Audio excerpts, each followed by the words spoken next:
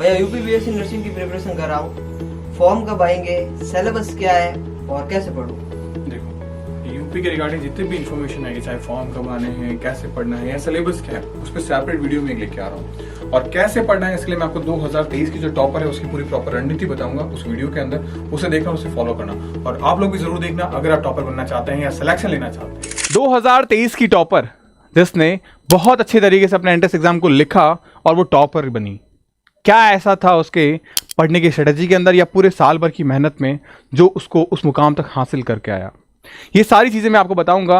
वो टॉपर कौन थी, क्या उसने आजमाया, और सबसे इंपॉर्टेंट चीज़ कि यूपीसीटी के एग्जामिनेशन के फॉर्म कब आने वाले हैं, क्या इसके सिलेबस में कुछ बदलाव हुआ है जैसे कि पिछली बार हुआ था जीके को रिमूव करके। ये सारे अपडेट्स मैं इस वीडियो के अंदर बताने वाला हूं, तो इस वीडियो को पूरा प्यार दीजिएगा अपना, पूरी वीडियो को पूरा अंत तक देखिएगा, चैनल को सब्सक्राइब जरूर करिएगा। सबसे पहले बात करें यूपीसी नीट। तो यूपीसी नेट जो है ये आपका एग्जाम करवाती है किसका, बीएससी नर्सिंग एंड पैरामेडिकल को लेके।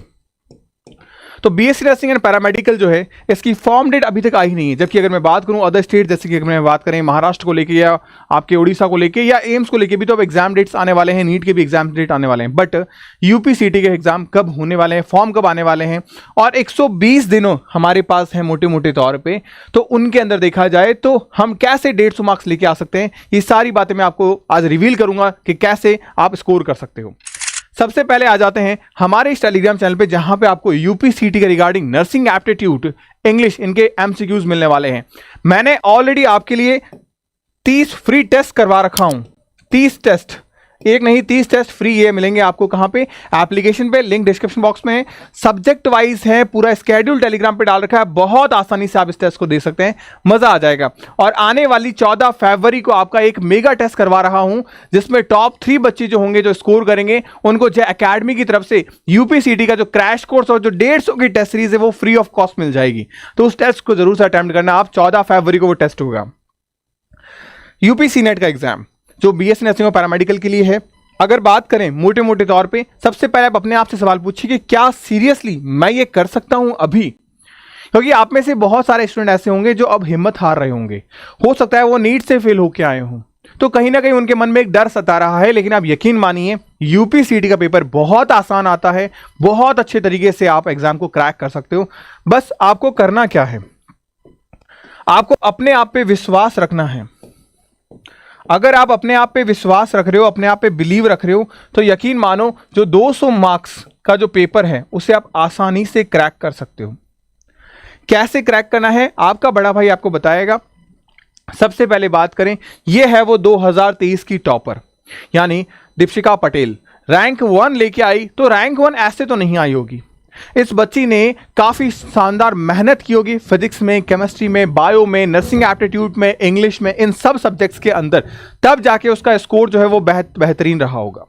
तो मैं बताऊंगा आपको कि इससे किस तरीके से पढ़ाई की ताकि इसका जो स्कोर है वो उस लेवल पे आया जो इसको रैंक अचीव करवाई, और आपको भी वो रैंक अचीव करवा सकती है। मेहनत उसका आदर करनी पड़ेगी। कैसे हासिल हुआ था ये मुकाम, उसके लिए आपको 3 सबसे जरूरी टिप्स जो हैं वो ध्यान रखने हैं। सबसे पहला जो टिप्स है, जो सबसे ज्यादा एरिया कवर कर रहा आप देख रहे हो यहाँ पे, अगर आप सिलेक्शन लेना चाहते हैं तो कहीं ना कहीं आपको जो मेहनत है वो करीब करीब 75% करनी पड़ेगी। कहाँ पे, आपके डेली स्टडी पे। अगर आप ये सोच रहे हो कि 2-4 दिन हम 18-20 घंटे पढ़ लें और फिर बिल्कुल ना पढ़ें तो सिलेक्शन हो जाएगा, तो ऐसा नहीं होगा। आपको मेहनत रेगुलर करनी पड़ेगी। आपके सिलेक्शन के लिए सबसे ज्यादा जरूरी चीज यही है, रेगुलर मेहनत। भले ही आप रोज 4 घंटे पढ़ो, 6 घंटे पढ़ो, 8 घंटे पढ़ो या 10 घंटे पढ़ो, बट जो भी पढ़ना है वो आप रेगुलर पढ़ो। अगर आप रोज पढ़ोगे, रोज का रोज खत्म करोगे, तो चीजें बहुत आसानी से आप कर सकते हो। अभी भी हमारे पास में मौका है, फरवरी आ रहा है, फरवरी का पूरा महीना पड़ा, मार्च का पूरा महीना, अप्रैल का पूरा महीना, मई का पूरा महीना, और करीब करीब मिड ऑफ द जून में हमारा एग्जाम होगा। 4.5 महीने हमारे पास में है। अगर हम सही तरीके से मेहनत करें तो इन 120 दिनों के अंदर हम 150, 160, 170 मार्क्स लेके आ सकते हैं। बस हमें रेगुलर पढ़ना है। हमारा पेपर आसान आता है। सब्जेक्टिव पेपर अगर हम बात करें तो आपको जो इजीली मिलेगी चीज़ें वो फार्मूला बेस्ड मिलेगी, थियोरेटिकल बेस्ड भी मिलेगी, न्यूमेरिकल भी होंगे तो वो बहुत ही स्ट्रेट फॉरवर्ड स्टैंडर्ड न्यूमेरिकल होंगी। टेलीग्राम पे मैंने आप लोगों के लिए PYQ पेपर्स डाल रखे हैं जिससे आपको पता चल जाएगा कि इस तरीके के एग्जाम में क्वेश्चंस आ रहे हैं। और जो टेस्ट सीरीज मैंने आपको दे रखी है उससे अगर आप ज्वाइन करोगे तो आपको वैसे ही क्वेश्चन आपके एग्जाम में मिलेंगे और वो फ्री ऑफ कॉस्ट मैंने आपके एप्लीकेशन पे डाल रखी है। 30 टेस्ट करवाए हैं। सेकंड जो सबसे इंपॉर्टेंट चीज है जिसको हम वेटेज देंगे 15% का, और वो है आपकी बेस्ट रिसोर्स। यानी अगर आपके पास में स्टडी का जो 4 महीने में रिसोर्स है वो बहुत बेहतरीन होना चाहिए। आपके पास में हो सकता है ऑनलाइन प्लेटफॉर्म हो, ऑफलाइन प्लेटफॉर्म हो, या आपकी खुद के नोट्स हो, वो आपके पास में अच्छे होने चाहिए। क्योंकि अगर अच्छे नोट्स हैं तो हम कम पढ़ पाते हैं, हमें कम पढ़ना होता है और ज़्यादा मार्क्स ले आते हैं। अगर अच्छे नोट्स हैं हमारे पास में तो ज़्यादा मार्क्स लेके आ सकते हैं। लेकिन अगर पूरी मोटी मोटी पोथी है उससे अगर हम पढ़ेंगे और उससे अगर एग्जाम में सवाल नहीं आ रहे तो हमारा पढ़ा हुआ व्यर्थ है। तो सबसे इंपॉर्टेंट चीज़ भी हमारे पास में क्या है? Best resource. और सबसे जो लास्ट हमारे पास में आती है वो है 10% पे, वो है हमारी परफॉर्मेंस। किसमें? हमारे टेस्ट में। हम में से अधिकतर बच्चे ये गलती करते हैं और ध्यान रखना इन सब का अपना इंपॉर्टेंस है, अपना रोल है। किसी एक को भी अगर आप मिस कर जाते हो तो आपका सिलेक्शन रुक जाएगा। आप डेली बेसिस पे मेरे अकॉर्डिंग जो इस बच्ची ने भी फॉलो किया, 100 को MCQs करिए, उसको बांट दीजिए। 50 आपको बायो में करने हैं, 25 आपको फिजिक्स में और 25 आपको केमिस्ट्री में। ये आपको फंडा अपनाना है। अगर आप रोज इतना करते हो, आप यकीन मानो 120 दिन अगर हम कम से कम पढ़ते हैं, रोज 100 MCQ लगाते हैं तो करीब 12,000 सवाल लगा चुके हैं हम। 12,000 सवाल में से हमारे अगर हम ये एग्जाम ओरिएंटेड सवाल लगा रहे हैं तो हमारे एग्जाम के अंदर हमको 200 सवाल मिलेंगे। अब आप खुद जरा सोचिए कि 12,000 सवालों में से अगर हम अलग अलग टाइप के सवाल लगा रहे हैं तो क्या 200 सवाल हम नहीं कर पाएंगे? बहुत आसान है सीरियसली। बस हमें अपने आप पे विश्वास रख के बहुत अच्छे तरीके से चीज़ों को लेके जाना है, करके आना है। अब ये किस तरीके से मुकाम को हासिल किया जा सकता है वो मैंने आपको बताया, लेकिन कुछ और चीज़ें भी हैं जो इसके साथ ज़्यादा ज़रूरी हैं। वो है हमारा डेली स्केड्यूल। कई बार हम पढ़ने के लिए इतना ज़्यादा मोटिवेट हो जाते हैं कि हम हमारी जो स्लीप साइकिल है उसको छोड़ देते हैं। हम यहाँ पे सोचते हैं 4-5 घंटे पढ़ ले, काम चल जाएगा क्या? नहीं, आप जितना सो रहे थे उतना ही सोइए और अमूमन 6 से 8 घंटे स्लीप करिए, सोइए आराम से। उसके बाद में जितने भी आपके डिस्ट्रैक्शन, जब आप पढ़ाई करते हो ना तो अपने फ़ोन को बंद कर दो, उसको सीरियसली बंद कर दो। और अगर फ़ोन से पढ़ाई कर रहे हो तो आप यकीन मानिए, अगर आप लाइब्रेरी में हैं तो आप फ्लाइट मोड पे डाल के वाईफाई से कनेक्ट करके पढ़ाई करिए। और अगर आप जैसे मान लीजिए घर पे बैठ के पढ़ाई कर रहे हैं तो आप जो लेक्चर्स हैं उनको डाउनलोड कर लीजिए और फिर आपका वाईफाई जो फ्लाइट मोड है वो ऑन करके फिर आप क्लास करिए। इससे आपका डिस्ट्रैक्शन कम से कम होंगे। अकेले रूम में बैठ के पढ़िए, उससे आप कम समय में ज़्यादा चीज़ें पढ़ पाओगे। फिर हमारे पास में डेली आपको 6 से 8 घंटे की इफेक्टिव स्टडी करनी है। अब इफेक्टिव स्टडी का मतलब कभी भी ये नहीं होता कि हम लगातार बैठ के पढ़ें। आपको जैसे सुटेबल लगे, 2 घंटे पढ़ाई की, आधा घंटा रेस्ट किया, 1 घंटे पढ़ाई की, 15 मिनट रेस्ट किया, जैसे भी जिस भी रेशियो के अंदर आप पढ़ना चाहते हैं आप पढ़िए। लेकिन ओवरऑल जो आपके स्टडी पे बैठने का समय है वो 6 से 8 घंटे आप रखिए। इस पर्टिकुलर समय में जब हमारा फरवरी महीना आने वाला है तो 6 से 8 घंटे अगर आप पढ़ते हो, हर एक सब्जेक्ट को आपको टाइम देना है। कि फिजिक्स को भी टाइम दिया, केमिस्ट्री को भी टाइम दिया, बायो को भी टाइम दिया, नर्सिंग एप्टीट्यूड को भी टाइम दिया और इंग्लिश को भी टाइम दिया। ऐसा कभी भी नहीं करना है कि किसी भी एक सब्जेक्ट को हम पढ़े जा रहे हैं और 10 दिन से किसी दूसरे सब्जेक्ट को हमने पढ़ा ही नहीं है। इससे हम बहुत बड़ी गलती कर बैठेंगे और बाकी सब्जेक्ट हम भूलने लगेंगे। सबसे इंपॉर्टेंट चीज 100 MCQ डेली करिए। और 100 MCQ के अंदर अगर आप चाहें तो आप एक चीज और ऐड कर सकते हो। जैसे मैंने आपको बताया कि 50 question physics, 25 chemistry, 25 physics and 25 nursing aptitude and 25 English. आप इस तरीके से 150 क्वेश्चंस भी कर सकते हो। इससे आप 5 सब्जेक्ट की कमांड में रहोगे, 5 सब्जेक्ट रोज टच करोगे। 120 दिनों के अंदर बहुत अच्छा आउटपुट आपके अंदर देखने को मिलेगा और आप करीब करीब 18,000 सवालों को कर चुके होंगे। बस यही चीजें हमको करनी होती हैं। अब सिलेबस के तौर पे बात करूं तो आप जानते हैं फिजिक्स के अंदर या केमिस्ट्री बायो के अंदर हमारा जो न्यू NCERT का सिलेबस है, न्यू NCERT का जो सिलेबस है वो आपको पढ़ना है। यानी कि जो रिड्यूस सिलेबस है, जैसे फिजिक्स में अगर मैं बात करूं तो आपके पास में 28 चैप्टर हैं, केमिस्ट्री में बात करूं तो करीब 20 चैप्टर हैं और बायो में बात करूं तो करीब 33 चैप्टर हैं जो आपको पढ़ने हैं। यही आपके एग्जामिनेशन में आएगा।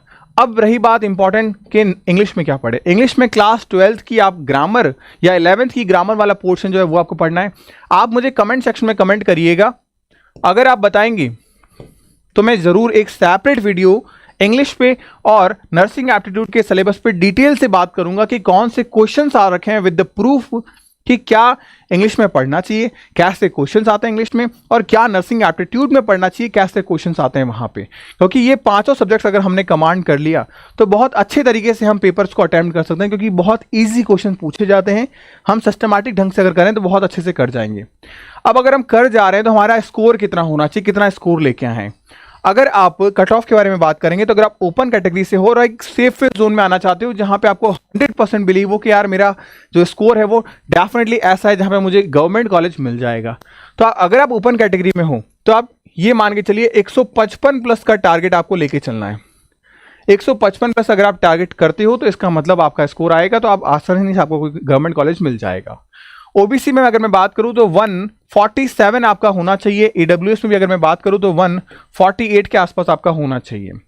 अब एससी में अगर बात करें तो यहां पे आपका स्कोर जो है वो करीब 1119, और एसटी में बात करें तो 1112 के अप्रॉक्स आपका जो स्कोर है वो होना चाहिए फॉर द गवर्नमेंट सीट। ये गवर्नमेंट सीट के लिए आपका स्कोर होना चाहिए। अब अगर आप जिस भी कैटेगरीज में आते हो तो कम से कम आपका टारगेट ये होना चाहिए। अब आप इस टारगेट को रखकर अपने जो सिलेबस है उसको डिवाइड कर लीजिए कि अगर मान लीजिए आप एसटी कैटेगरी से हैं तो आपको कम से कम 112 मार्क्स लेके आने। अब हमारे पास में हमें पता है कि भाई 40 क्वेश्चन बायो से आते हैं, 40 फिजिक्स से आ गए, 40 केमिस्ट्री से आ गए, 40 इंग्लिश से आ गए, 40 नर्सिंग एप्टीट्यूड से आ गए। इनमें से हम कहाँ कहाँ मार्क्स काट सकते हैं, जैसे कि फिजिक्स में काट सकते हैं या इंग्लिश में काट सकते हैं या केमिस्ट्री में कट हो सकता है। नर्सिंग एप्टीट्यूड और जो हमारा बायोलॉजी है वो बहुत आसान आता है, उसकी क्लासेस भी आपकी हमारे प्लेटफॉर्म जो एकेडमी फॉर नर्सिंग पे चल रही है, आप क्लास कर सकते हो। तो यहाँ पे ये 80 नंबर तो हमारे फ्री फोकट के हैं। उसके बाद हम बहुत कम मार्क्स हमको इंप्रूव करने हैं, तो यहाँ पे 3 सब्जेक्ट अभी भी हमारे पास में है जहाँ से हम स्कोर कर सकते हैं। यकीन मानो इंग्लिश में भी बहुत आसान क्वेश्चन आते हैं, डरने वाली बात ही नहीं है। आपको जो आपके फास्ट ट्रैक बैच में पढ़ाया जा रहा है उससे एक भी क्वेश्चन आपके बाहर नहीं पूछा जाएगा। ये रही कट ऑफ वाली बात। अब अगर पेपर के नोट्स के बारे में बात करें तो मैं आपको एक चीज कहूंगा, फिजिक्स अगर आप पढ़ रहे हो तो हमेशा जान के फॉर्मूला चार्ट जरूर बनाओ, क्योंकि फॉर्मूला चार्ट अगर आप बना रहे हो तो मैं आपको बता रहा हूं करीब करीब 20 से 22 क्वेश्चन ऐसे होते हैं जो डायरेक्टली फॉर्मूला चार्ट पे आते हैं, या तो फॉर्मूला ही पूछ लेगा या उसके बेसिस पे क्वेश्चन पूछेगा। फिजिक्स में आप कोशिश ये करो जितनी बार पढ़ो उतनी बार नोट्स पढ़ो, किसी एनसीईआरटी या नई बुक को पढ़ने की जरूरत आपकी नहीं है। और डेली बेसिस में मैंने जैसे बताया 50 एमसीक्यूज आप जरूर लगाएं। केमिस्ट्री में बात करें तो यहाँ पे आप ऑर्गेनिक इनऑर्गेनिक केमिस्ट्री अलग अलग है हमारे पास में, तो इनऑर्गेनिक केमिस्ट्री के अंदर आप जो नोट्स हैं वो पढ़ सकते हैं, आप एनसीईआरटी पढ़ना चाहें पढ़ सकते हैं।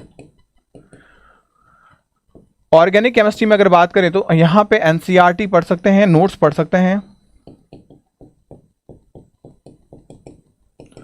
यहां एक चीज जो इंपॉर्टेंट है, जब आप एनसीईआरटी को पढ़ें तो जो चीज आपको ज्यादा जरूरी लगे उसे आप हाईलाइट कर दो और उसी चीज को दोबारा पढ़ो।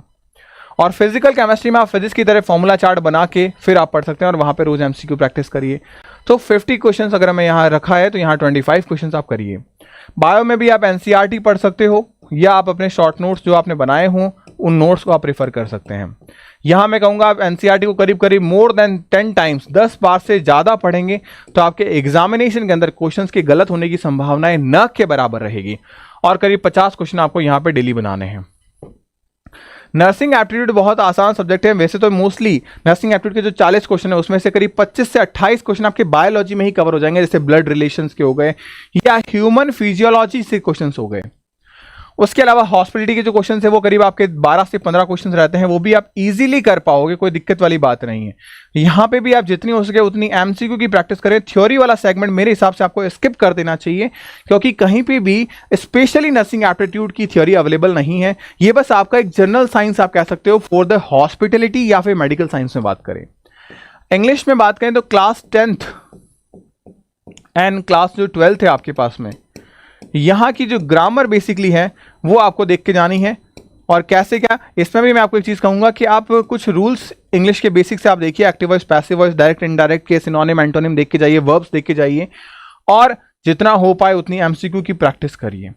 बस यही चीज़ें आपको अपनानी है और अगर आप इन चीज़ों को अपनाते हो डेफिनेटली बहुत अच्छा स्कोर कर जाओगे। बस यही स्ट्रेटजीज 2025 के टॉपर ने आजमाई थी और मैं भी आपको यही सलाह दूंगा कि 23 के अंदर भी आपने जो टॉपर ने किया वो आप 25 के अंदर चेंजेस करो और बहुत अच्छी रैंक के साथ में सेलेक्ट हो जाओ। तो होपफुली इस वीडियो के माध्यम से जो टॉपर की कहानी मैंने आपको सुनाई, अब नेक्स्ट टॉपर आप बनना चाहोगे 2025 के अंदर और मेरा आपके साथ में आशीर्वाद है और वेट रहेगा कि आप इस चीज़ को अगेन करो और टॉपर बनो 2025 के।